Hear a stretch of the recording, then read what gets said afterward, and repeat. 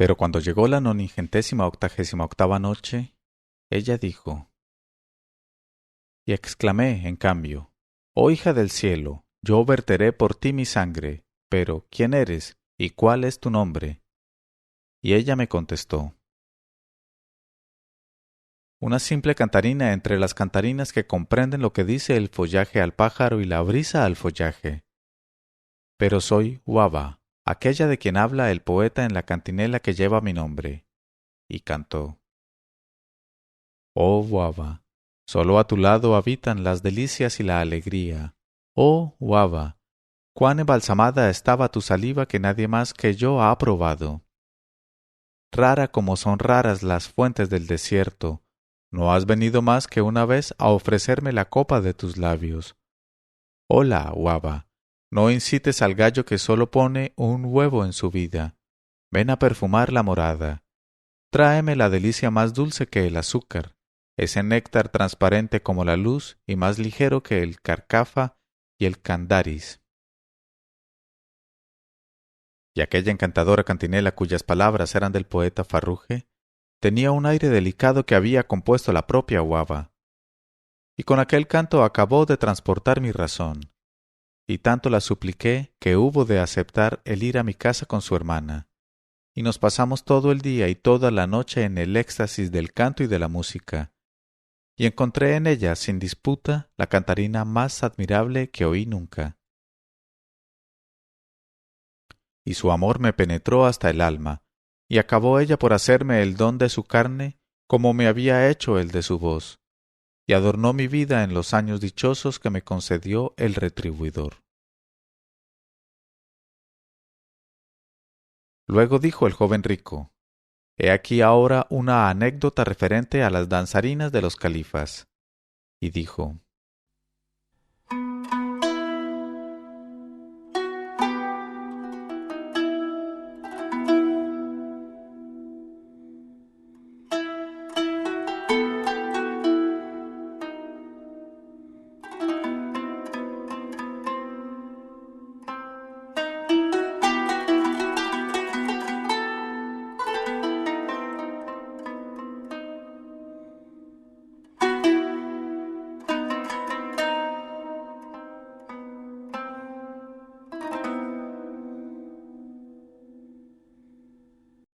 las dos danzarinas.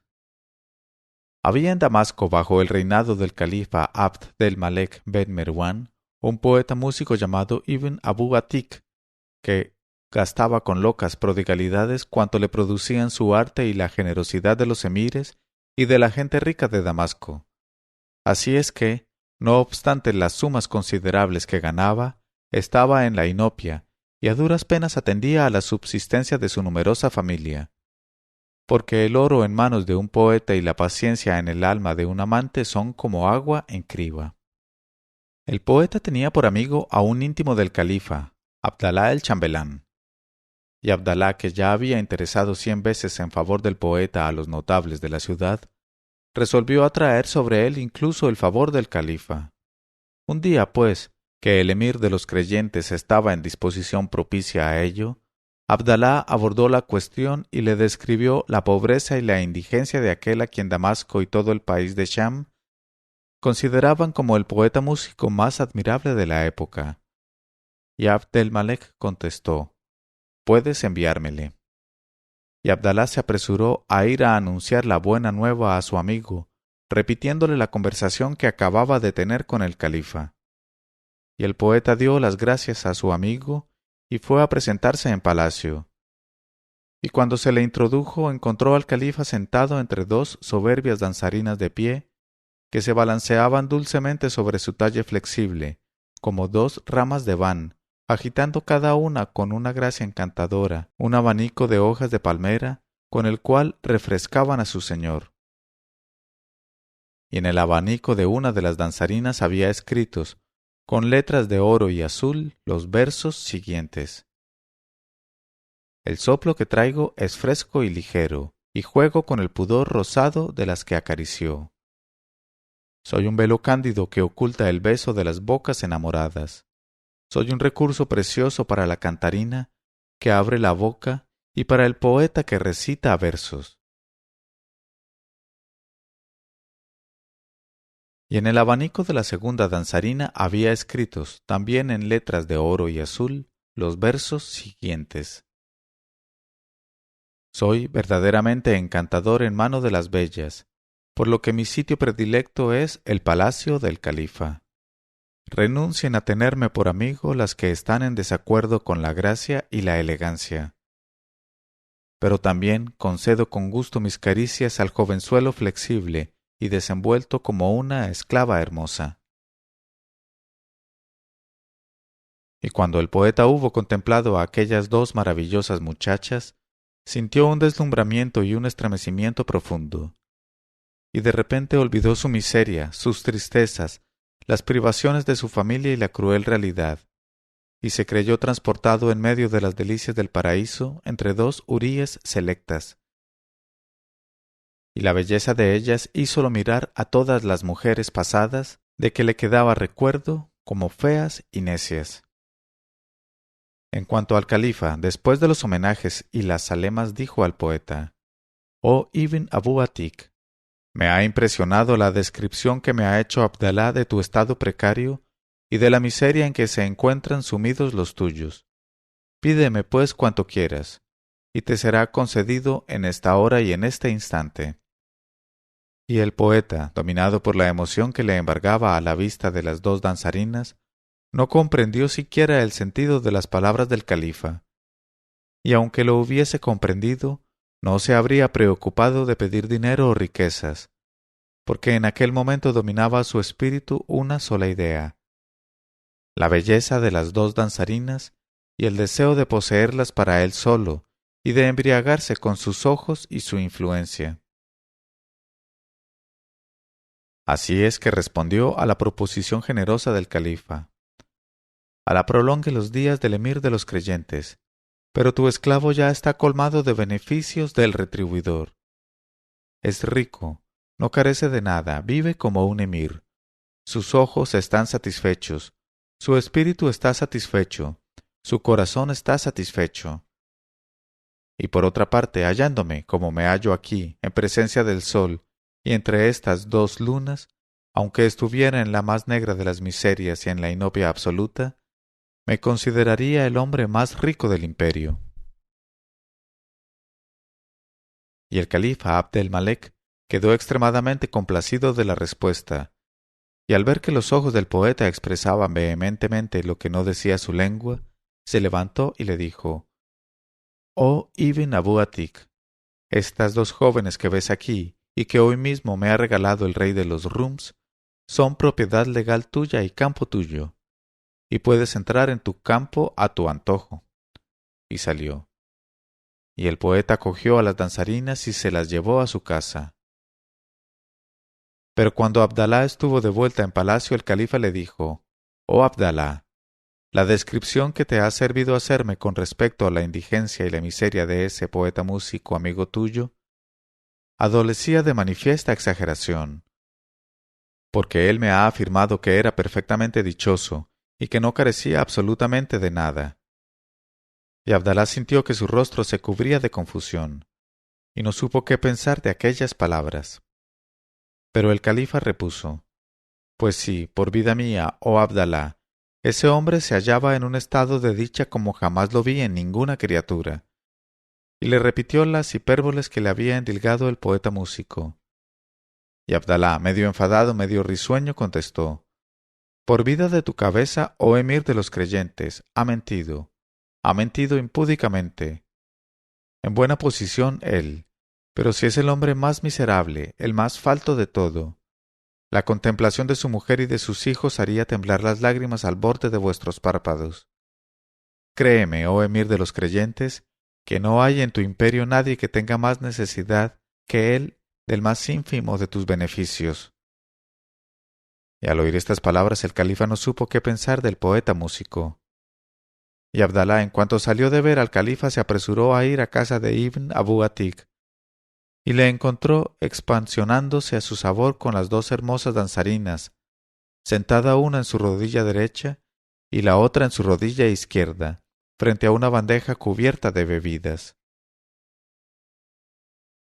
En este momento de su narración, Sherazada vio aparecer la mañana y se calló discretamente.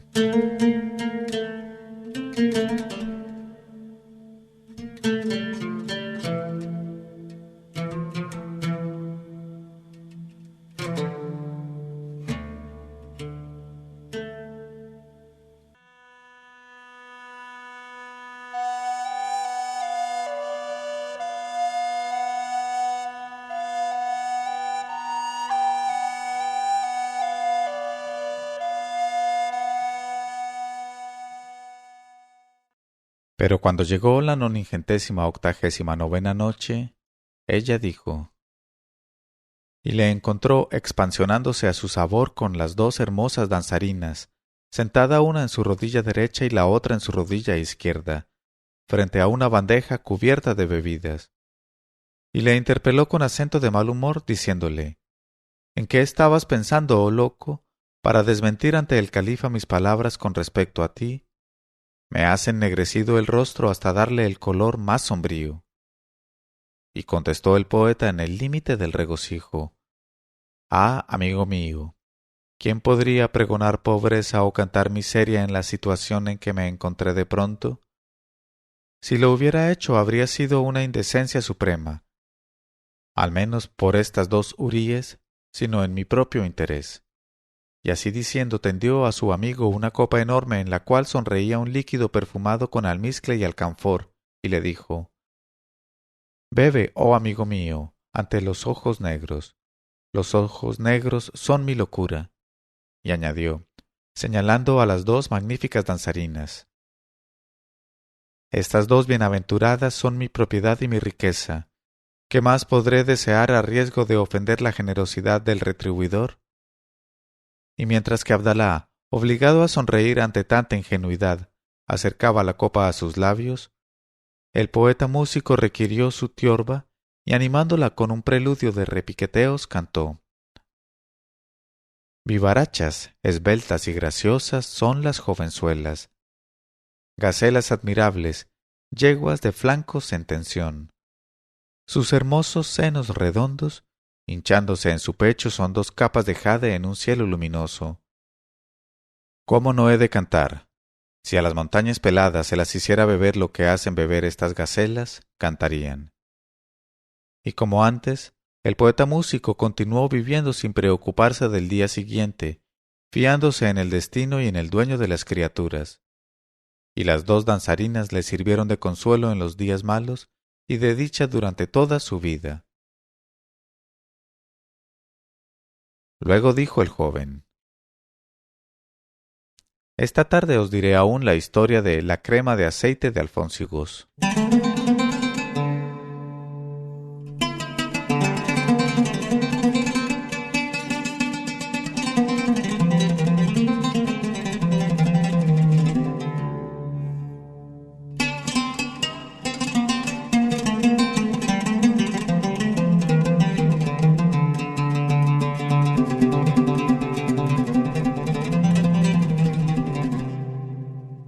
La crema de aceite de alfónsigos y la dificultad jurídica resuelta.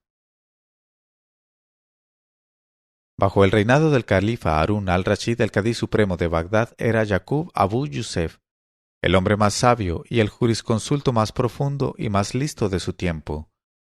Había sido el discípulo y el compañero más querido del imam Abu Hanifa, y dotado de la erudición más esclarecida, fue el primero que escribió, arregló y coordinó en un conjunto metódico y razonado la admirable doctrina instaurada por su maestro el imam. Y esta doctrina extractada así fue la que en adelante sirvió de guía y de base al rito ortodoxo janefita.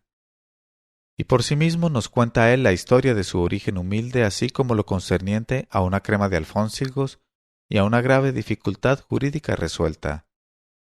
Dice: Cuando murió mi padre, Alá le tenga en su misericordia y le reserve un sitio escogido, yo no era más que un niño pequeño en el regazo de mi madre, y como éramos pobres y en mí estaba el único sostén de la casa, en cuanto crecí mi madre se apresuró a colocarme de aprendiz en la casa de un tintorero del barrio. Y así empecé a ganar pronto para alimentar a mi madre. Pero como Alá el Altísimo no había escrito en mi destino el oficio de tintorero, no podía yo decidirme a pasarme todos los días junto a las tinas de tinte, y a menudo me escapaba de la tienda para ir a mezclarme con los atentos oyentes que escuchaban la enseñanza religiosa del imam Abu Hanifa. Alá le colme con sus dones más escogidos. Pero mi madre, que vigilaba mi conducta y me seguía frecuentemente, reprobaba con violencia aquellas salidas y muchas veces iba a sacarme de la asamblea que escuchaba al venerable maestro, y me arrastraba de la mano riñéndome y pegándome, y me hacía volver por fuerza a la tienda del tintorero.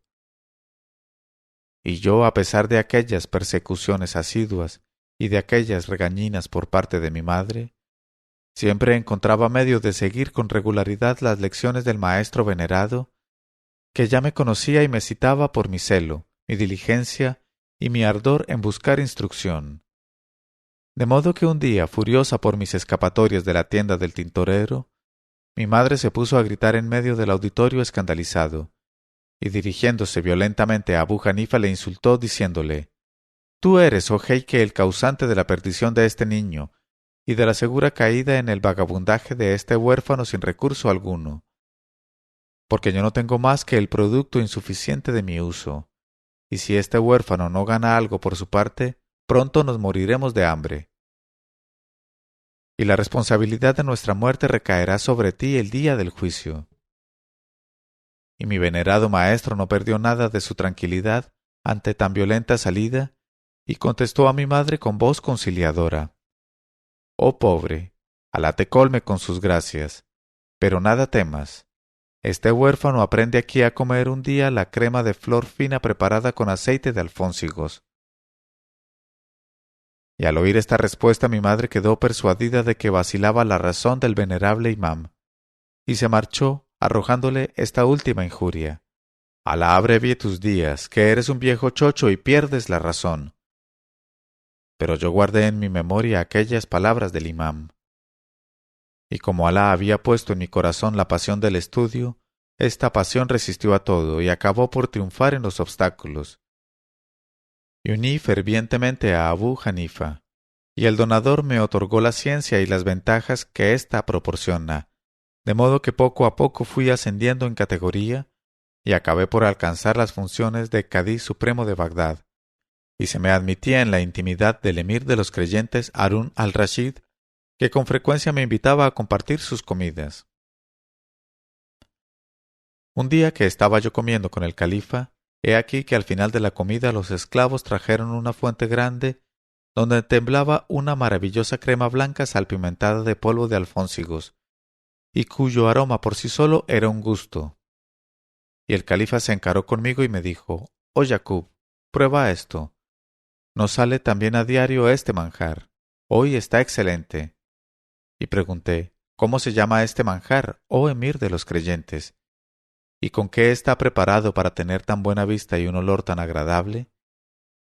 Y me contestó: «Es la baluza preparada con crema, miel, flor de harina y aceite de alfónsigos».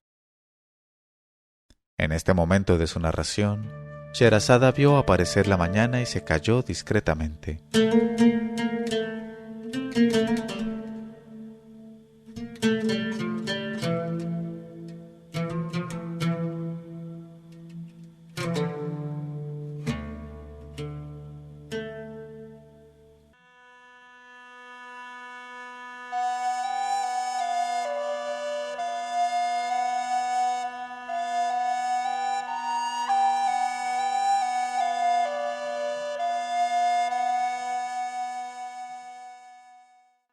Pero cuando llegó la 90ª noche, ella dijo: «Es la baluza preparada con crema, miel, flor fina de harina y aceite de alfónsigos». Y al oír esto recordé las palabras de mi venerado maestro, que así había predicho lo que debía acontecerme. Y a este recuerdo no pude por menos que sonreír. Y el califa me dijo: «¿Qué te incita a sonreír, oh Jacob?». Y contesté: «Nada malo, oh emir de los creyentes. Es un simple recuerdo de mi infancia que cruza por mi espíritu y le sonrío al paso». Y me dijo: «Date prisa a contármelo, persuadido estoy de que será provechoso escucharlo. Y para satisfacer el deseo del califa le conté mi iniciación en el estudio de la ciencia, mi asiduidad en seguir la enseñanza de Abú Hanifa, las desesperaciones de mi pobre madre al verme desertar de la tintorería y la predicción del imam con respecto a la baluza con crema y aceite de alfónsigos. Y Aarón quedó encantado de mi relato y concluyó: sí, ciertamente el estudio y la ciencia dan siempre sus frutos, y son numerosas sus ventajas en el dominio humano y en el dominio de la religión. En verdad que el venerable Abú Hanifa predecía con precisión y veía con los ojos de su espíritu lo que los demás hombres no podían ver con los ojos de su cabeza. Alá le colme con sus misericordias y con sus gracias más perfumadas. Y esto es lo referente a la baluza de crema y aceite de alfónsigos. Pero he aquí ahora lo referente a la dificultad jurídica resuelta. Encontrándome un día fatigado me metí temprano en la cama, y ya me había dormido profundamente cuando llamaron a golpazos en mi puerta, y a toda prisa me levanté al oír el ruido, me abrigué los riñones con mi izar de lana y fui a abrir yo mismo, y reconocí a Hardjamá, el eunuco de confianza del emir de los creyentes, y le saludé, pero él, sin perder tiempo en devolverme la salema, lo cual me sumió en una gran turbación, y me hizo presagiar sombríos acontecimientos por lo que a mí afectaba, me dijo con acento perentorio: ven enseguida a ver a nuestro amo el califa que desea hablarte. Y tratando de dominar mi turbación y procurando descifrar algo del asunto, contesté: oh querido Hardjamá, me hubiera gustado ver que tenías más consideraciones con un anciano enfermo como yo. La noche está ya muy avanzada y no creo que realmente se trate de un asunto tan grave como para necesitar que vaya yo ahora al palacio del califa. Te ruego, pues, que esperes hasta mañana, y desde ahora hasta entonces ya se habrá olvidado del asunto o cambiado de opinión el emir de los creyentes. Pero me contestó él: no, por Alá, no puedo diferir hasta mañana la ejecución de la orden que se me ha dado. Y pregunté: ¿puedes decirme al menos, oh Hardjamá, para qué me llama? Él contestó: ha venido su servidor Masrur a buscarme, corriendo y sin aliento, y me ha ordenado, sin darme ninguna explicación, que te llevara enseguida entre las manos del califa. Entonces, en el límite de la perplejidad, dije al eunuco: oh Hardjamá, ¿me permitirás por lo menos lavarme rápidamente y perfumarme un poco? Porque así, si se trata de un asunto grave, estaré arreglado como es debido. Y si Alá el óptimo me otorga la gracia, como espero, de encontrar allí un asunto sin inconveniente para mí, estos cuidados de limpieza no podrán perjudicarme, sino muy al contrario. Y cuando el eunuco accedió a mi deseo, subí a lavarme y a ponerme ropa adecuada y a perfumarme lo mejor que pude. Luego bajé otra vez a reunirme con el eunuco y salimos a buen paso. Y al llegar a palacio vi que Masrur nos esperaba a la puerta, y Hardjamá le dijo designándome: he aquí al cadí. Y Masrur me dijo: ven. Y le seguí. Y mientras le seguía le dije: oh Masrur, tú, que ya sabes cómo sirvo a nuestro amo el califa y a los miramientos que se deben a un hombre de mi edad y de mi cargo, y que no ignoras la amistad que siempre te he profesado, supongo que querrás decirme por qué me hace venir el califa a hora tan tardía de la noche. Y Masrur me contestó: ni yo mismo lo sé. Y le pregunté más azorado que nunca: ¿podrás decirme al menos quién hay con él? Masrur me contestó: no hay más que una persona, Isa el chambelán, y en la habitación contigua la esposa del chambelán. Entonces, renunciando a comprender más, dije: confío en Alá. No hay recurso ni fuerza más que en Alá el Todopoderoso, el Omnisciente. Y llegado que hube al cuarto que precedía a la habitación en que por lo general estaba el califa, hice oír el movimiento de mi andar y el ruido de mis pasos. Y el califa preguntó desde dentro: ¿quién hay en la puerta?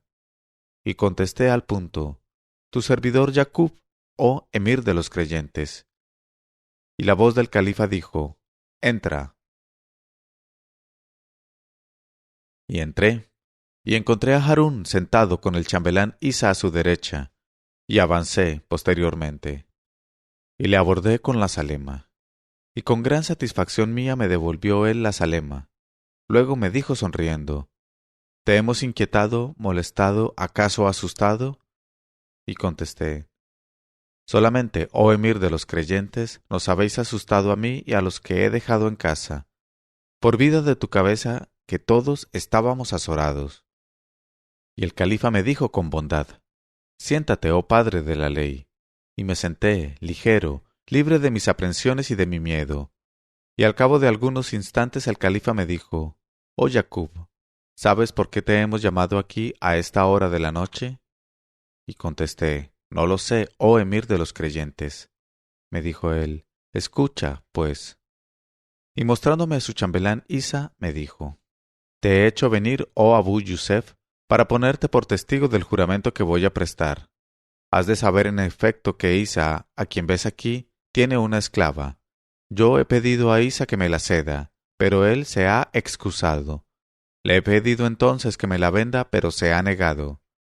Pues bien, ante ti, oh Yacub, que eres el Cadí supremo, juro por el nombre de Alá el Altísimo, el Exaltado, que si Isa persiste en no querer cederme su esclava de una manera o de otra, le haré matar sin remisión al instante. Entonces yo, seguro del todo por lo que a mí afectaba, me encaré en actitud severa con Isa y le dije, ¿qué cualidades o qué virtud extraordinaria ha dado, pues, Alá a esa muchacha, esclava tuya, para que no quieras cedérsela al emir de los creyentes? ¿No ves que con tu negativa te pones en la situación más humillante y que te degradas y te rebajas? Y sin mostrarse conmovido por mis exhortaciones, Isa me dijo, oh nuestro señor Cadí, odiosa es la precipitación de los juicios. Antes de hacerme observaciones deberías inquirir el motivo que ha dictado mi conducta. Y le dije, sea. ¿Pero puede haber un motivo justificado para semejante negativa? Él me contestó, sí, por cierto. Un juramento no puede en ningún caso declararse nulo si se ha prestado con plena conformidad y en plena lucidez de espíritu.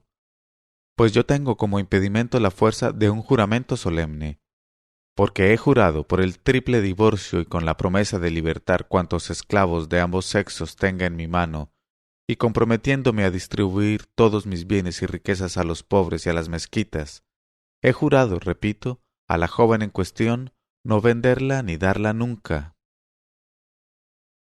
En este momento de su narración, Sherazada vio aparecer la mañana y se calló discretamente.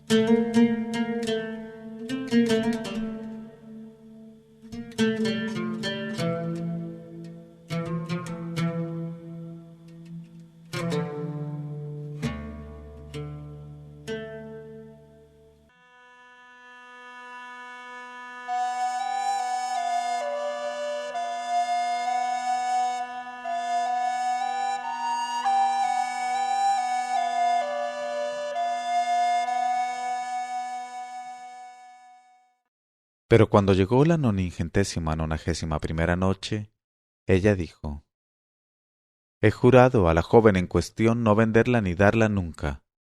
Y al oír estas palabras el califa se encaró conmigo y me dijo, oh Yacub, ¿hay medio de resolver esta dificultad? Y contesté sin vacilar, claro que sí, oh emir de los creyentes. Me preguntó él, ¿y cómo? Dije, la cosa es muy sencilla. Para no faltar a su juramento, Isa te dará de regalo la mitad de la joven esclava que deseas, y te venderá la otra mitad. Y de esa manera quedará en paz con su conciencia, puesto que realmente ni te ha dado ni te ha vendido a la joven. Y al oír estas palabras, Isa se encaró conmigo muy dubitativo y me dijo, ¿y es lícito ese proceder, oh padre de la ley? ¿Es aceptable por la ley? Y contesté, sin duda alguna.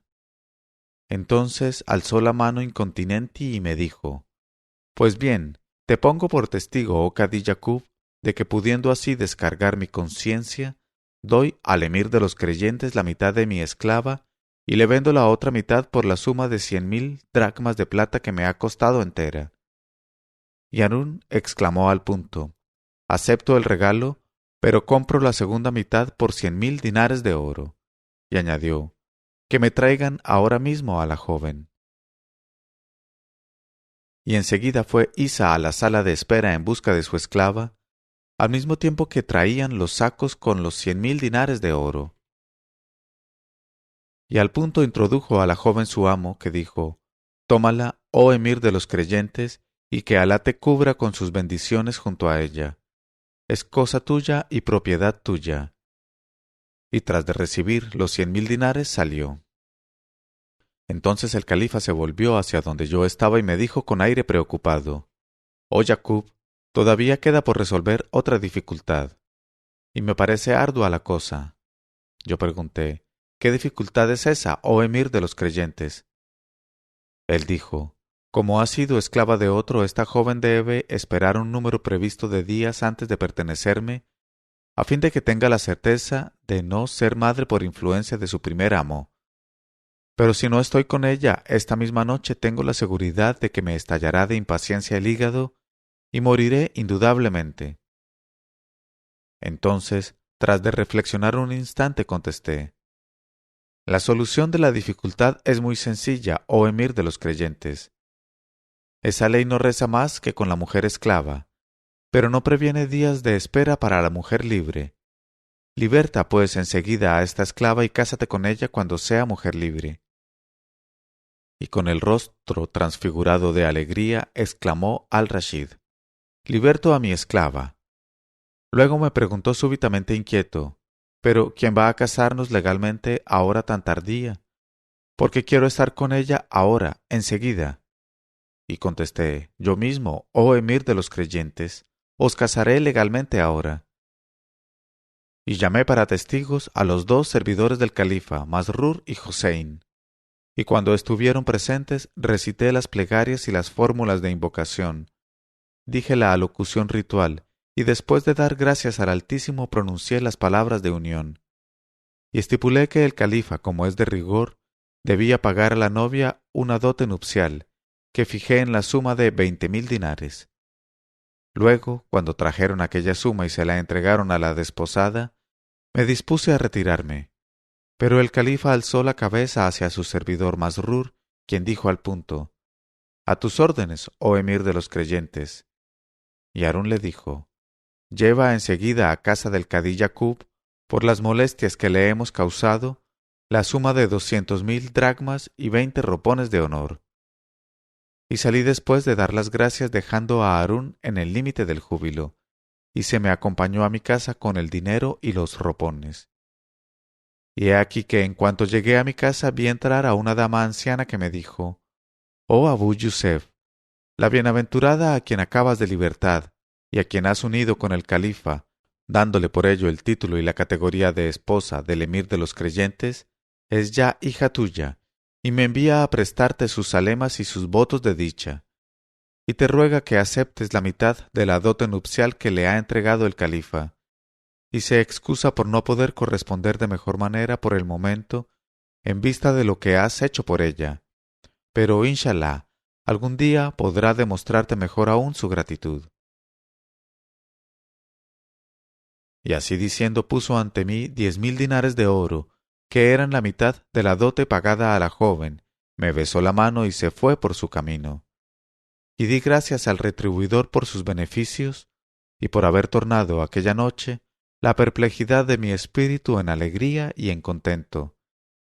Y bendije en mi corazón la memoria venerada de mi maestro Abu Hanifa, cuya enseñanza me inició en todas las sutilezas del código canónico y del código civil.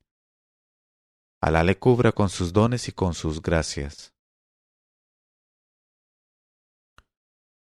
Luego dijo el joven rico, «Escuchad ahora, oh amigos míos, la historia de la joven árabe de la fuente». Y dijo,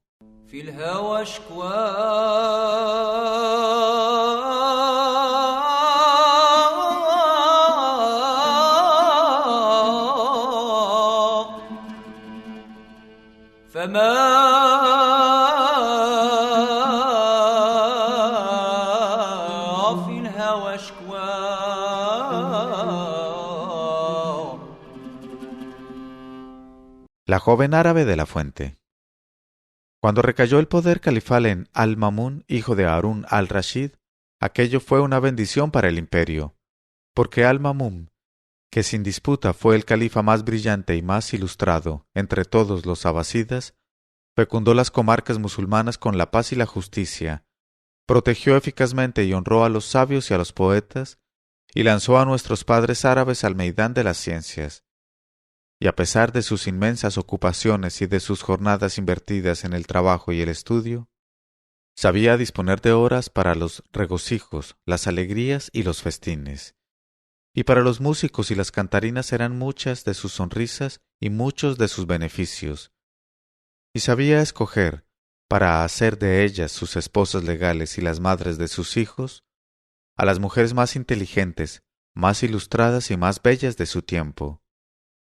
Y he aquí, por cierto, entre otros 20, un ejemplo de la manera como se conducía Al-Mamun para fijar su predilección en una mujer y escogerla para esposa. Un día, en efecto, volviendo de una montería con una escolta de jinetes, llegó a una fuente, y había allí una joven árabe que disponíase a cargar en sus hombros un odre que acababa de llenar en la fuente. Y aquella joven árabe estaba dotada por su creador de una talla encantadora de 5 palmos y de un pecho moldeado en el molde de la perfección. Y en cuanto a lo demás, era semejante a una luna llena en una noche de luna llena. En este momento de su narración, Sherazada vio aparecer la mañana y se calló discretamente.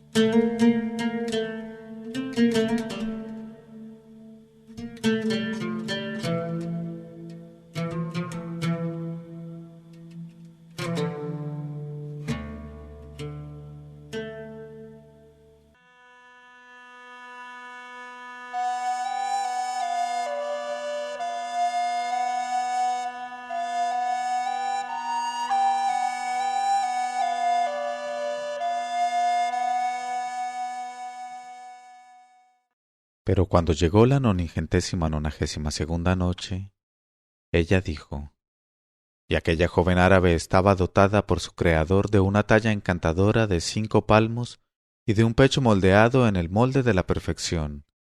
Y en cuanto a lo demás, era semejante a una luna llena en una noche de luna llena. Cuando la joven vio llegar a aquella brillante tropa de jinetes, se apresuró a cargarse el odre al hombro y a retirarse. Pero como, en su precipitación, no había tenido tiempo de atar bien la boca del cuello del odre, se desató la cuerda a los pocos pasos y se salió el agua del odre con estrépito.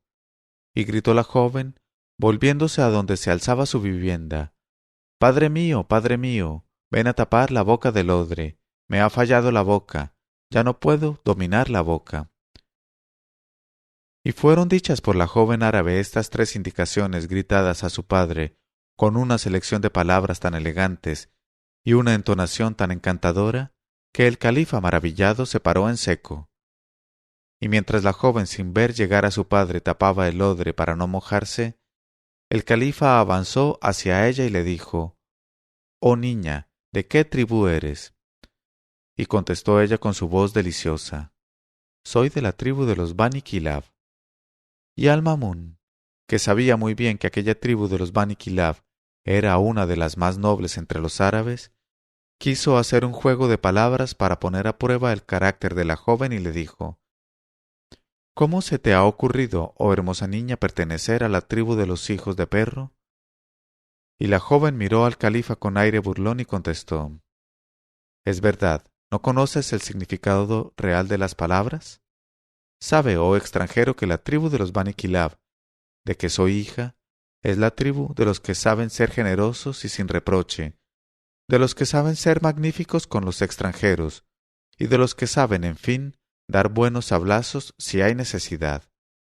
Luego añadió: «Pero dime, ¿cuáles son tu linaje y tu genealogía, oh caballero que no eres de aquí?». Y el califa, cada vez más maravillado del giro del lenguaje de la joven árabe, le dijo sonriendo: «¿Acaso tienes, además de tus encantos, conocimientos y genealogía, oh hermosa niña?». Y ella dijo: «Contesta mi pregunta y ya lo verás». Y Al-Mamun, enardecido por el juego, se dijo: «Voy a ver si en efecto esta árabe conoce nuestro origen». Y dijo: «Pues bien, has de saber que soy del linaje de los Mudaridas al Rojo». Y la joven árabe, que sabía muy bien que el origen de aquel apelativo de los Mudaridas venía del color rojo de la tienda de cuero que en los tiempos antiguos poseía Mudlar, padre de todas las tribus Mudaridas, no se mostró sorprendida de las palabras del califa y le dijo: «Está bien, pero dime de qué tribu de los Mudaridas eres». Él contestó: «De la más ilustre, la más excelente en paternidad y maternidad, la más grande en antepasados gloriosos, la más respetada entre los Mudaridas al Rojo». Y dijo ella: «Entonces eres de la tribu de los Kinanidas». Y Al-Mamun, sorprendido, contestó: «Es verdad, soy de la gran tribu de los Bani Kinana». Y ella sonrió y preguntó: «¿Pero a qué rama de los Kinamidas perteneces?». Él contestó: «A aquella cuyos hijos son los más nobles de sangre, los más puros de origen, los de manos generosas, los más temidos y reverenciados entre sus hermanos». Y ella dijo: «Por esas señas me parece que eres de los Koreishidas». Y Al-Mamun, cada vez más maravillado, contestó: «Tú lo has dicho, soy de los Bani Koreik». Y ella repuso: «Pero los Koreishidas son numerosos, ¿de qué rama eres tú?». Él contestó: «De aquella sobre la que ha descendido la bendición». Y exclamó la joven: «Por Alá que eres de los descendientes de Hashem el Koreishida, bisabuelo del profeta, con él la plegaria y la paz». Y Al-Mamun contestó: «Es cierto, soy hashemida». Ella preguntó: «¿Pero de qué familia de los hashemidas?». Él contestó: «De la que está más alta, de la que es honor y gloria de los hashemidas, de la que es venerada por cuantos creyentes hay sobre la tierra».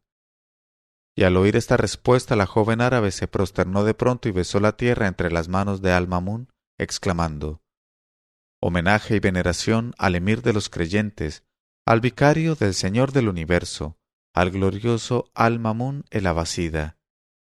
Y el califa quedó asombrado, profundamente conmovido, y exclamó penetrado de una alegría indecible: «Por el Señor de la Kaaba y por los méritos de mis gloriosos antepasados, los puros, que quiero por esposa a esta admirable niña.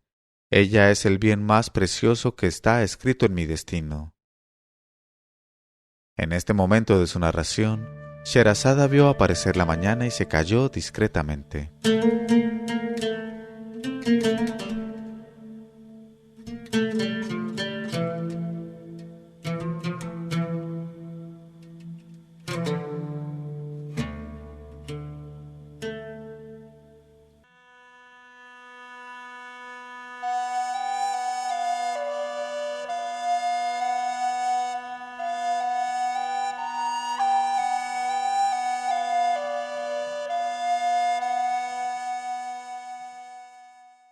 Pero cuando llegó la 93ª noche, ella dijo: «Por el Señor de la Kaaba y por los méritos de mis gloriosos antepasados, los puros, que quiero por esposa a esta admirable niña.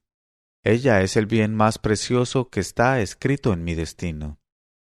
Y al punto hizo llamar al padre de la joven, el cual era precisamente el jeique de la tribu, y le pidió en matrimonio a la admirable niña. Y cuando obtuvo su consentimiento, le ofreció como dote nupcial de su hija la suma de 100.000 dinares de oro, y le inscribió a su nombre la renta de los impuestos de 5 años de todo el Ed-Has. Y el matrimonio de Al-Mamun con la noble joven se celebró con una pompa que no había tenido igual ni siquiera bajo el reinado de Al-Rashid. Y la noche de bodas, Al-Mamun hizo que la madre derramase en la cabeza de la hermosa niña 1.000 perlas contenidas en una bandeja de oro, y en la cámara nupcial hizo quemar una inmensa antorcha de ámbar gris que pesaba 40 minas, y se había comprado con la suma que produjeron los impuestos de Persia de un año. Y Al-Mamun fue para su esposa árabe todo corazón y todo apego, y le dio ella un hijo que llevó el nombre de Abbas, y se la contó en el número de las mujeres más asombrosas, más instruidas y más elocuentes del Islam. Y tras de contar esta historia, el joven rico dijo a sus oyentes que estaban reunidos bajo la cúpula del libro: voy a deciros otro rasgo de la vida de Al-Mamun, pero muy distinto al anterior.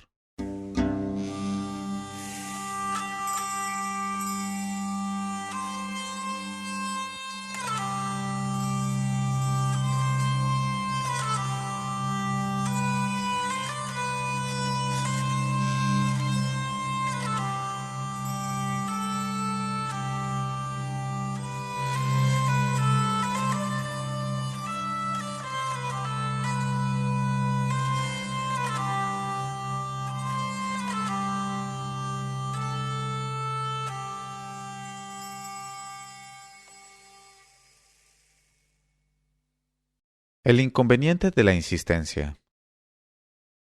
Cuando el califa Muhammad el-Amin, hijo de Harún al-Rashidi de Zobeida, fue asesinado, después de su derrota por orden del general en jefe del ejército de Al-Mamun, cuantas provincias acataron hasta entonces a el-Amin se apresuraron a someterse a su hermano Al-Mamun, hijo de al-Rashid y de una esclava llamada Marahil, y Al-Mamun inauguró su reinado con amplias medidas de clemencia para sus antiguos enemigos.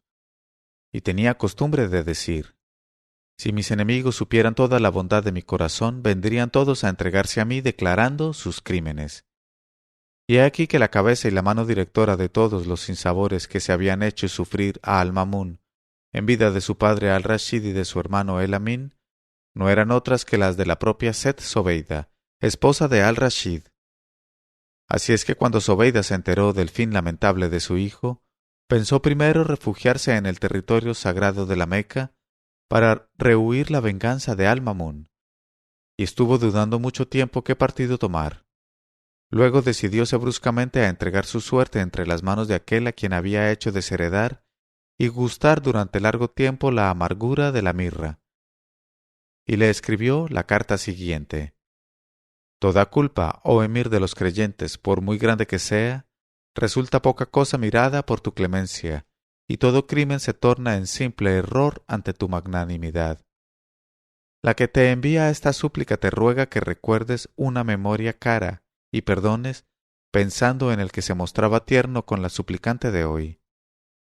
Por tanto, si quieres apiadarte de mi debilidad y de mi desamparo, y ser misericordioso con quien no merece misericordia, obrarás de acuerdo con el espíritu del que, si todavía estuviera con vida, habría sido mi intercesor contigo. Oh hijo de tu padre, acuérdate de tu padre, y no cierres tu corazón a la plegaria de la viuda abandonada. Cuando el califa Al-Mamun tuvo conocimiento de esta carta de Zobeida, se le apiadó el corazón y quedó profundamente conmovido, y lloró por la fúnebre suerte de su hermano El-Amin y por el estado lamentable de la madre de El-Amin. Luego se levantó y contestó a Zobeida lo que sigue: tu carta, oh madre mía, ha llegado a donde tenía que llegar, y ha encontrado a mi corazón desmenuzado de pena por tus desdichas. Y Alá es testigo de que mis sentimientos son, respecto a la viuda de aquel cuya memoria nos es sagrada, los sentimientos de un hijo para con su madre. Nada puede la criatura contra los designios del destino. Pero yo he hecho lo que pude por atenuar tus dolores. Acabo, en efecto, de dar orden para que se te restituyan tus dominios confiscados, tus propiedades, tus bienes y cuanto te arrebató la suerte contraria, oh madre mía. Y si quieres volver en medio de nosotros, encontrarás de nuevo tu antiguo estado y el respeto y la veneración de todos tus súbditos. Y sabe, oh madre mía, que no has perdido más que el rostro del que se halla en la misericordia de Alá, porque en mí te quedó un hijo más afectuoso de lo que nunca desearas, y sean contigo la paz y la seguridad.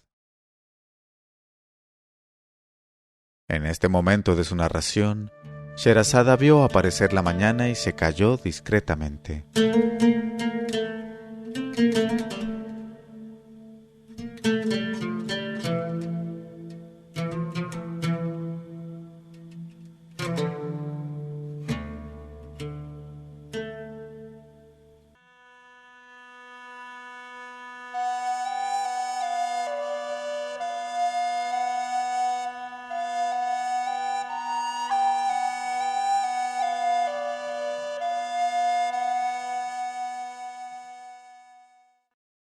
Y cuando llegó la 94ª noche, ella dijo: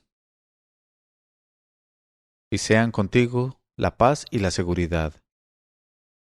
Así es que cuando Zobeida fue con los ojos llenos de lágrimas y desfalleciente a arrojarse a sus pies, se levantó él en honor suyo y le besó la mano y lloró en su seno.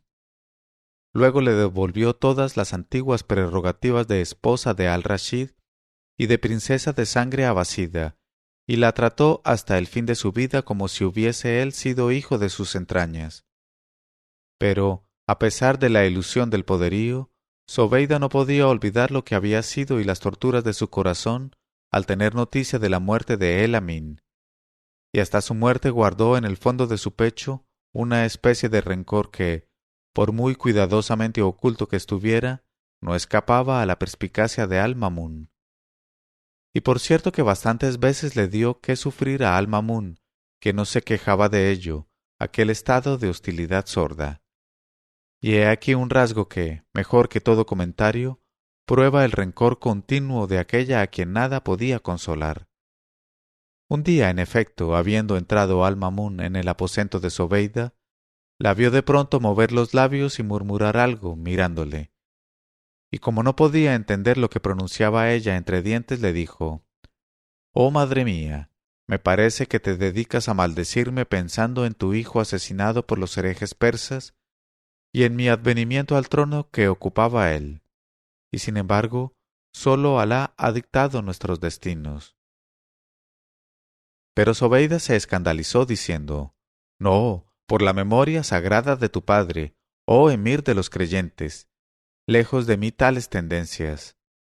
Y Al-Mamun le preguntó: «¿Puedes decir entonces qué murmurabas entre dientes mirándome?».